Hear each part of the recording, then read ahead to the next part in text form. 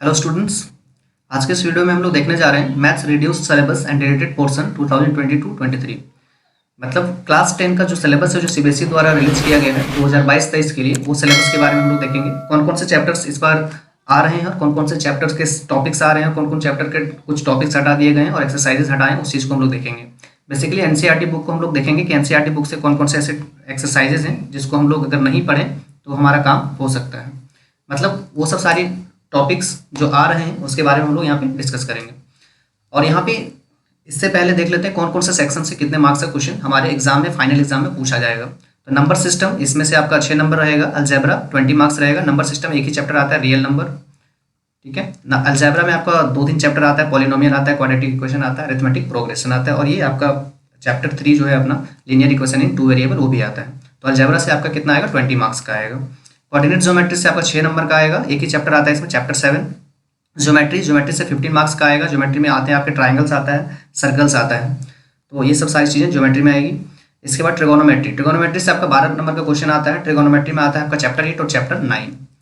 Mensuration से 10 marks का question आएगा, और ये भी मेंसुरेशन बहुत आसान चैप्टर है, अच्छा चैप्टर है। अगर आप इसको पढ़ेंगे तो 10 का 10 स्कोर कर पाएंगे। स्टैटिस्टिक्स एंड प्रोबेबिलिटी, या इससे आपका आएगा 11 नंबर का क्वेश्चन। तो चलिए डिटेल हम लोग देखते हैं कौन कौन से चैप्टर से कौन कौन से टॉपिक को हटाया गया और कौन कौन से एक्सरसाइजेस को हटाया गया। फर्स्ट है हमारा नंबर सिस्टम। फर्स्ट सेक्शन का पहला चैप्टर, मतलब क्या मतलब इसमें एक ही चैप्टर है, रियल नंबर। तो नंबर सिस्टम का एक चैप्टर रियल नंबर है, उसमें से कौन कौन से टॉपिक से क्वेश्चंस आएंगे तो आप देखेंगे यहाँ पे फंडामेंटल थ्योरम ऑफ अरिथमेटिक,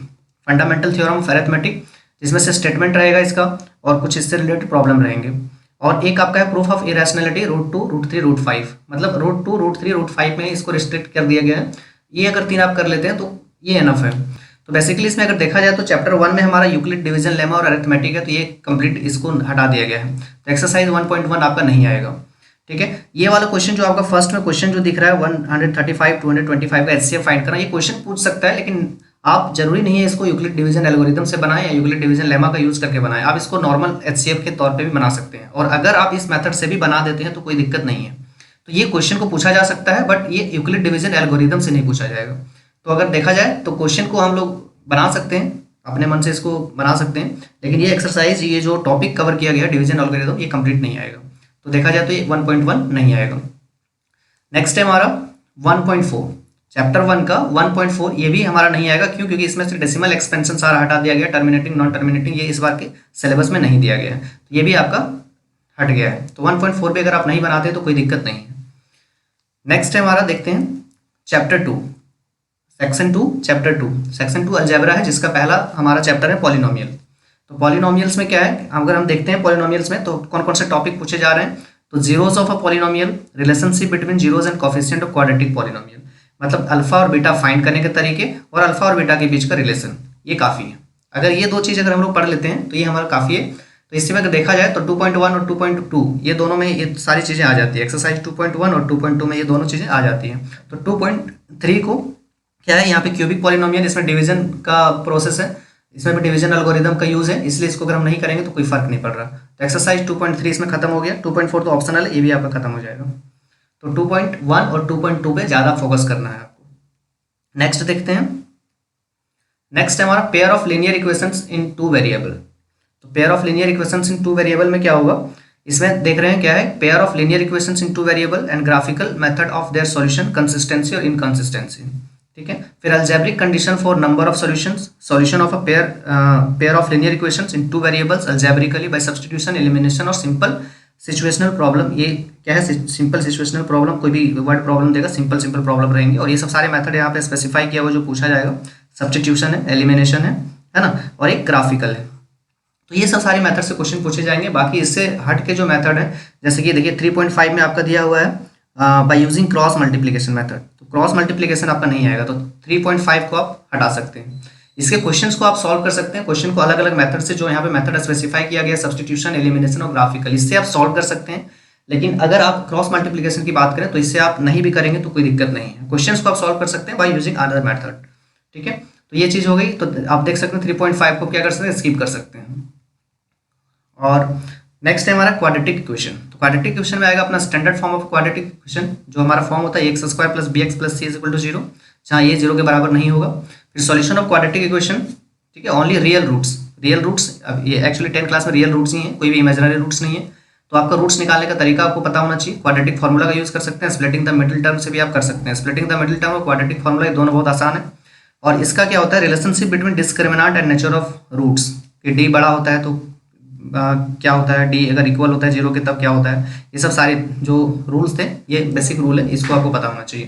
तो कुछ सिंपल प्रॉब्लम्स रहेंगे जो इसमें से आएंगे। तो इसमें देखा जाए तो डिलीटेड सिलेबस है आपका 4.3, एक्सरसाइज 4.3, क्योंकि इसमें से हमारा क्या है, ये कंप्लीटिंग द स्क्वायर से बनाना है, तो ये चीज़ हमारा कोई इंपॉर्टेंट नहीं है, इसको आप हटा सकते हैं। सारे क्वेश्चन को बना सकते हैं by using different method other than this completing the square.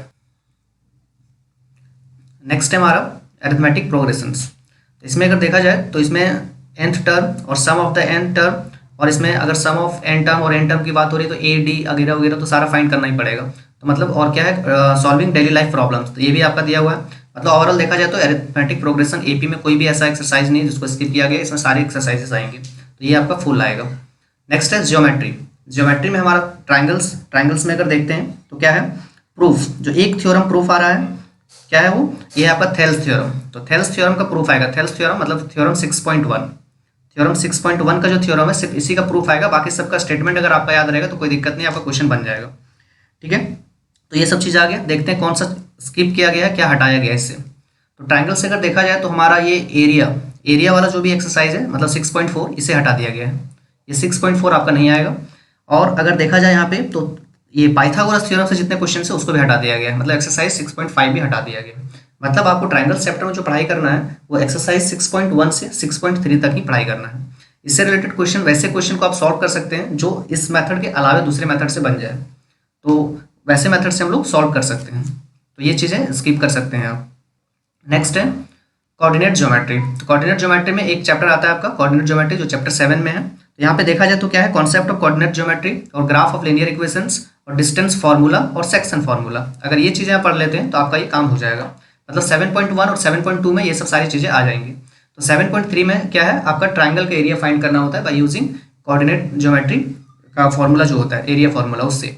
तो क्या करेंगे, यहाँ पे आपको ट्राइंगल का एरिया फाइंड करने की कोई जरूरत नहीं है, ये सिलेबस में नहीं है, तो आप क्या कर सकते हैं, इसको हटा सकते हैं, ये चीज़ आप स्किप कर सकते हैं। तो एक्सरसाइज 7.3 चैप्टर 7 से नहीं आएगा। नेक्स्ट है चैप्टर 8 और चैप्टर 9 जो ट्रिगोनोमेट्री से रिलेटेड है। तो इंट्रोडक्शन टू ट्रिगोनोमेट्री इसमें से आ रहा है। ट्रिगोनोमेट्रिक आइडेंटिटीज, तो आइडेंटिटीज जो भी है, साइन स्क्वायर है, कॉस स्क्वायर है, 1 प्लस सेक स्क्वायर है, 1 प्लस कॉसेक स्क्वायर है, सब इसी से बना हुआ है, साइन स्क्वायर है प्लस कॉस स्क्वायर ए से ही। तो ये आपका मेन फॉर्मूला है, इसी से आपका क्या है, और भी आइडेंटिटीज बने हुए हैं। तो मिला जुला के देखा जाए तो सारे आइडेंटिटीज इसके अंदर आता है।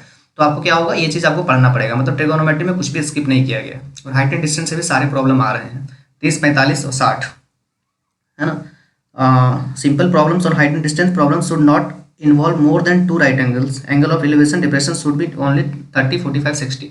तो देखा जाए तो इतना ही बेसिक एंगल चैप्टर 9 में दिया गया है, तो कंप्लीट चैप्टर 9 का इसमें आएगा।